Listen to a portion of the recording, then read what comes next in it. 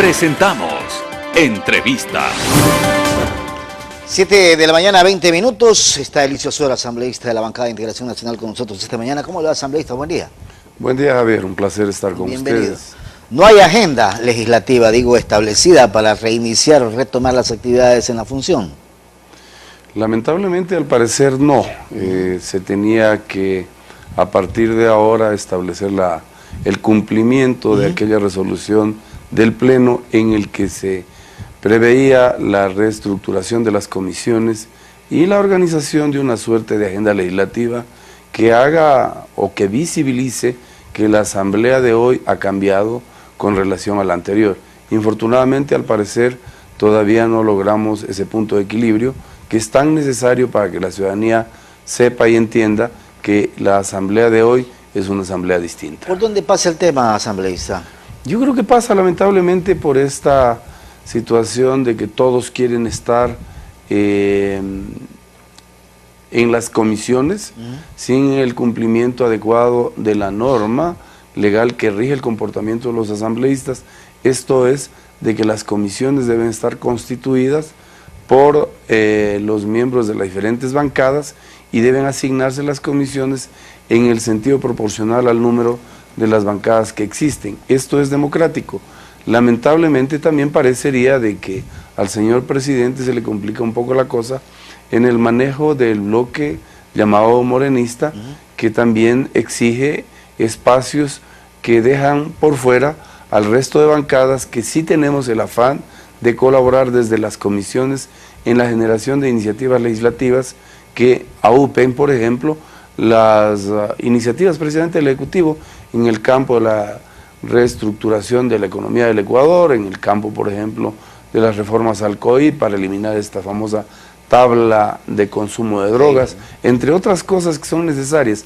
El establecimiento de una agenda legislativa es, a mi juicio, lo primordial, pero no deja de pasar necesariamente por la reestructuración de las comisiones, que como todos los ecuatorianos han visto, han servido para chantajear al Ejecutivo y evitar que se promuevan iniciativas de ley que pongan de manifiesto que la Asamblea es distinta. Conversaba la semana pasada con la presidenta encargada de la Comisión de Fiscalización, la asambleísta Carla Chávez. Es una comisión que ha tenido sus pros y sus contras frente al tema de fiscalización o de iniciar procesos que en su momento ustedes como asambleístas han presentado las pruebas correspondientes. ¿Ha cambiado un poco el giro con la presidencia encargada o no? Yo diría que sí. Carla está haciendo un papel un tanto distinto al que habría hecho la presidenta titular, mas sin embargo no es precisamente la voluntad o la generosidad de los miembros del Partido Alianza País el que se pone en manifiesto, sino más bien la presión ciudadana y ustedes, acuciosos periodistas, que han hecho de la noticia el conocimiento cabal de la realidad que opera en la Asamblea, es decir, ante la evidencia de las pruebas presentadas por la oposición, se han podido procesar algunos juicios políticos que en el pasado era casi imposible. No se olvide usted, por ejemplo, que cuando se intentaba enjuiciar políticamente al ex vicepresidente de la República, todos ellos, sin distingo alguno, manifestaban que era imposible, que era ilegal, que era por poco un santo el señor ex vicepresidente. En consecuencia, los ciudadanos tienen que tener absoluta conciencia de que este cambio se lo hace a través de ustedes y fundamentalmente de la prensa objetiva, de la prensa investigativa, tomando en consideración, eso sí, que no hay que generalizar, porque la Asamblea Nacional está constituida por 63 voluntades que hacemos una oposición propositiva y 74 voluntades que demuestran que de alguna forma, no sé si mágica, se suelen unificar cuando son temas que interesa que los ecuatorianos sepan. Me refiero fundamentalmente a los temas de información y de fiscalización tan necesarios para que los ecuatorianos conciban la realidad que ha estado aconteciendo en estos últimos 10 años. La justicia tarda pero llega, asambleísta, y el tiempo de a poco nos da la razón en determinado momento a quienes de alguna u otra manera investigando o no, y ustedes presentando o no documentación, la justicia, digo, tarda pero llega. Y a propósito de esto, ya la Contraloría establece indicios de responsabilidad penal contra el expresidente Correa por el manejo de la deuda. Hay un aforismo popular que dice: no hay mal que dure 100 años, ni cuerpo que lo resista. En este caso, En este caso, no ha habido un pueblo sumiso como el que lamentablemente pretendían tener. Es el momento de la hora de la verdad. En este momento se viene evidenciando el arbitrio, la forma procaz de conducir el Estado y haciendo tabla rasa de la normativa. Por ejemplo, el decreto 1218 prácticamente violenta la jerarquía de la ley, en este caso de la ley que establecía la forma de endeudamiento y los techos con respecto al PIB. Esto habla de que esta gente creyó que podía convertir al Ecuador en Venezuela. Y cuidado, el peligro todavía no ha pasado.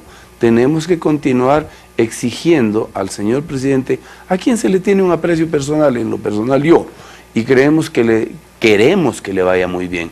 Pero para ello es necesario que ya deje de reciclar a los correístas que están involucrados en estos hechos que han avergonzado a todos los ecuatorianos. La justicia les va a llegar a todos, no les quepa la menor duda. Y dicho sea de paso, en este momento hay que felicitar el trabajo de la Comisión de Participación Ciudadana y Control Social Transitorio, que ha demostrado esa entereza, esa dedicación y esa configuración de gente de altísimo nivel ético y moral que está poniendo el dedo sobre la llaga, y que los ecuatorianos esperamos que así la Asamblea, por situación de número, por esta situación que he advertido, en donde nosotros todavía somos una minoría, no lo podemos hacer, lo hagan ellos, y vendrán nuevos casos que develarán esta corrupción rampante en la que ha estado inmerso el Ecuador en los últimos años. El tema es, y siempre he hecho esta pregunta con algunos entrevistados, no solamente con asambleístas: ¿quién investiga a quién en este país si todos están cuestionados? Precisamente las autoridades, ¿no? Precisamente ahí viene el trabajo muy eficiente de la Comisión de Participación Ciudadana y Control Social. No nos olvidemos que con la Comisión de Participación Ciudadana cesada, todas las autoridades de control, sin excepción, fueron elegidas de los militantes de Alianza País, claro, y seguían consignas. Hoy por hoy, por ejemplo, aquellos sumisos que se permitieron recibir consignas en contra inclusive de la ley, como es el caso de los temas que ahora nos tienen en preocupación, que es el caso de la deuda externa. Muchos de ellos van a tener que pagar inclusive con cárcel el hecho de haberse sometido a la omnímoda voluntad de un gobernante tirano que hizo del Ecuador lo que le dio la gana. Eso mismo puede pasar con aquellos que se negaron en su momento a procesar a aquellas personas que habían delinquido, que habían provocado actos que riñen con la ética y la moral, y también que han generado ingentes pérdidas a los ecuatorianos en materia económica, en contratación de obras, etcétera, etcétera. Claro. Es decir, ya es tiempo de que la Comisión de Participación Ciudadana, y de manera casual, podría decir, la Asamblea Nacional, si es que la composición de fuerzas es distinta y se cumple a cabalidad, tengamos que ir limpiando esta serie de escollos que se han presentado en los órganos de control para permitir que los ecuatorianos tengan una justicia expedita, que los ecuatorianos puedan conocer a cabalidad lo que ha pasado con sus recursos y por supuesto con la violación de derechos constitucionales y derechos humanos que a los ecuatorianos nos han puesto siempre en un mal estado de cosas. Y lo último, asambleísta, para cerrar este diálogo: ¿cómo anda el tema de la ley para la Amazonía?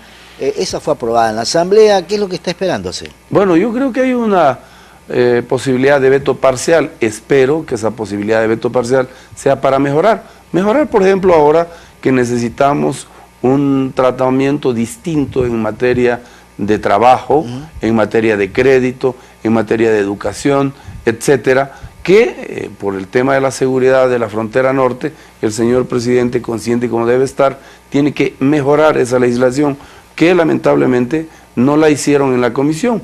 Por decirle, el crédito no tiene que quedar como en la norma dice, crédito preferente, hay que poner una gradación, créditos especiales para los ciudadanos residentes amazónicos con tasas de interés que no superen el 5% de la tasa nacional. desarrollar, Por ejemplo, claro, que permita que los estudiantes de la región amazónica que no tenemos opción a universidad puedan contar con un 3 o un 5% del espacio de las universidades públicas para que puedan ellos acceder a la educación sin la necesidad de pasar por el tema ser bachiller o por este famoso examen. O adicionalmente, señor presidente, reabra la Universidad ESPEA, que tiene infraestructura y que caprichosamente el señor expresidente le llamó Universidad de garaje, tan despectivamente, cuando tenemos profesionales de muy alta valía que se graduaron ahí y que están sirviendo en el Ecuador y el mundo. Claro. Así que es tiempo de poner la razón al servicio de la gente y dejarnos de lado de estas pasiones bajas que hoy por hoy todavía siguen sosteniendo a algunos funcionarios, por ejemplo el CENESID. Asambleísta, quiero agradecerle por haber estado con nosotros esta mañana. Buen día. Más a usted, muchas gracias. Gracias. Un saludo a todos. Elicio Azuero, asambleísta de la bancada de Integración Nacional, 7 de la mañana, 31 minutos. Una pausa y enseguida regresamos con más noticias. Esto es Telerama, primera emisión. Comunícate con nosotros 096-915-5555. Telerama Noticias.